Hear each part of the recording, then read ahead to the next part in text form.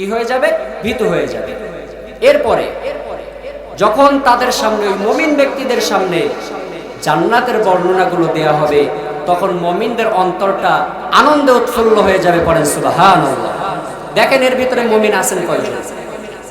জাহান্নামের কথা শুনলে যদি ভয় লাগে, যদি জান্নাতের কথা শুনলে এমন মনে হয় যে না, আল্লাহ তো এত সুন্দর জান্নাত বানিয়ে রেখেছে, জান্নাতে যাওয়া লাগবে, এই আশা, এই আনন্দ যদি মনের ভিতরে থাকে, তাহলে কে? মুমিন। শুধু তাই না, এখানে শেষ নয়। এরপরে মুফাসসির কেরাম বর্ণনা করলেন, এবার ওই মুমিন ব্যক্তিদের সম্মুখে যখন নতুন কোনো কথা বলা হয়, যখন কোরআন সম্পর্কে, হাদিস সম্পর্কে, ইসলাম সম্পর্কে, দ্বীন সম্পর্কে যখন নতুন কোনো কথা তাদের সম্মুখে বলা হয়, ওই মুমিন ব্যক্তি যারা হবে, মুমিন যারা হবে, তাদের অন্তরটা ওই কালেমা, ওই দাওয়াত, ওই বিধানটা, ওই মেসেজটা পালন করার জন্য সর্বদা তাদের অন্তরটা প্রস্তুতি থাকে, সর্বদা তাদের অন্তর প্রস্তুত থাকে। পড়েন সুবহানাল্লাহ। মুমিন ব্যক্তি যখন নতুন কোনো মাসলা শুনে, নতুন কোনো কথা শুনে, তখন মুমিন ব্যক্তি চিন্তা করে যে এটা তো আমার পালন করতে হবে। সময় এবং সুযোগের অপেক্ষায় থাকে মুমিনরা। কারা? মুমিনরা। প্রিয় ভাইরা আমার, এরপর রব্বুল আলামিন বললেন, ইযা যুকিরাল্লাহু ওয়াজিলাত কুলুবুহুম, তাদের অন্তরটা প্রকম্পিত হয়ে যায়, ভীত হয়ে যায়। শুধু তো এখানেই শেষ নয়, ওয়াজিলাত কুলুবুহুম ওয়া ইযা তুলিয়াত আলাইহিম আয়াতুহু যাদাতুহুম ঈমানা।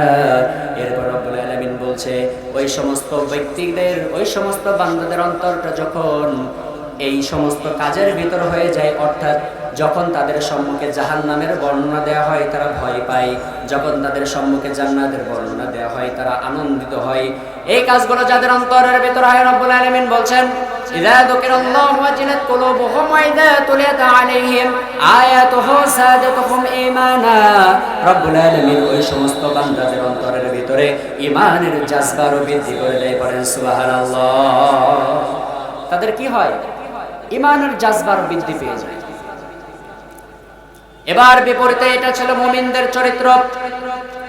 কাফেরদের সম্মুখে যখন কোরআনের কথা বলা হয়, কাফেরদের সম্মুখে যখন কোরআনের ব্যাখ্যা করা হয়, রব্বুল আলামিন বলছেন, কাফেরদের সম্মুখে যখন কোরআনের কথা বলা হয়, তখন তারা ওয়া ইন্না লানা'লামু আন্না মিনকুম মুকাযযিবিন ওয়া ইন্নাহু লাহাসরাতুন আলাল কাফিরিন।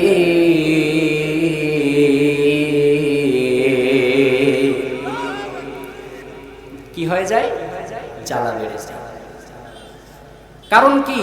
আল্লাহ বলছে, ওয়া ইন্নাহু লাহাসরাতুন আলাল কাফিরিন। এই কোরআনটা হচ্ছে কাফেরদের জন্য বড় ভাবনার জিনিস। কিসের জিনিস? ভাবনার জিনিস, বড় অনুশোচনার জিনিস। প্রিয় ভাইয়েরা আমার, লক্ষ্য করেন,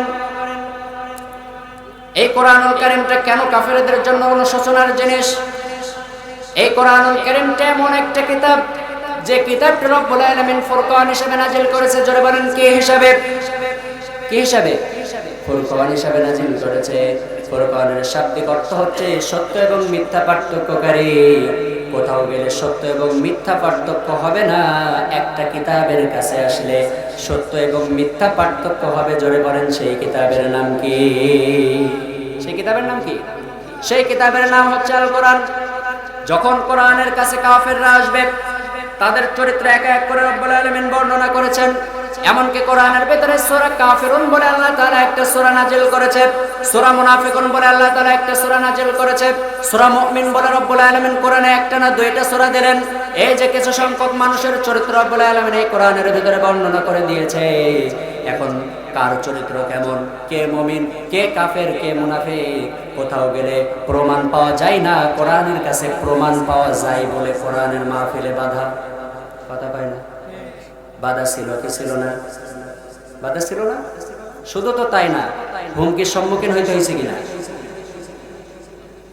আমি একটা প্রোগ্রামে গত 2 বছর আগে মাহফিলে আলোচনা করছি মুনাফিকের চরিত্র সম্পর্কে। কথা ভালোভাবে বুঝবেন। কার চরিত্র? আরো জোরে বলেন, কার চরিত্র? মুনাফিকের চরিত্র। এখন মুনাফিকের চরিত্র এর ভিতর থেকে যদি কারোর অ্যালার্জি থেকে থাকে বেগুন দিলে চুলকাবে, চুলকাবে কিনা? যার অ্যালার্জি নাই ওরে বেগুন দিলে চুলকাবে? চুলকাবে না। যে মুনাফেক তার সম্মুখে যখন মুনাফেকের চরিত্র বর্ণনা করা হবে তখন মুনাফেকের চুলকাবে। কথা ঠিক কিনা? নামের শুরুতে আলহাজ লেখা, বিরাট বড় হাজী সাহেব মুনাফেকের চরিত্র সম্পর্কে আলোচনা করেছি। তার ভিতরে মুনাফেকের চরিত্র সম্পর্কে আলোচনা করতে গিয়ে সে সময় ছিল মামুনুল হক ইস্যু। মামুনুল হককে অবৈধভাবে তার উপর মিথ্যা অপবাদ চাপিয়ে তাকে গ্রেফতার করা হয়েছে কি হয় নাই? হয়েছে কিনা? পরিমনির বাসায় মাদক দ্রব্য সহ ধরা পড়ছে না? পড়ছে কিনা? মামুনুল হককে আদালতে উঠিয়েছে, মাজায় বেরি পরিয়ে, হাতে হ্যান্ডকাপ লাগিয়ে। এমনকি আমরা এটাও নজিরে দেখেছি আলেম ওলামাদেরকে যখন আদালতে ওঠানো হয়েছে কোমরে দড়ি বেঁধে ওঠানো হয়েছে। দেখছেন কিনা? দেখছেন? আর পরিমনির বাসায় কি পাওয়া গেল? মাদক দ্রব্য পাওয়া গেল, অশ্লীল জিনিসপাতি পাওয়া গেল, তাকেও গ্রেফতার করা হলো। পরিমনি আদালতে উঠলো হাসতে হাসতে। কথা ঠিক কিনা? আমি এই কথাটা বলেছিলাম, অমনি হাজী সাহেবের গা গরম হয়ে গেছে। আমার স্টেজ থেকে নামার পরে একটা দেখা হয়েছে একটা প্রোগ্রামে, আমারে বলছে যে সরকার বিরোধী বক্তব্য দিয়েছে। আমি কি সরকার বিরোধী বক্তব্য দিয়েছে? আশ্চর্য বিষয়।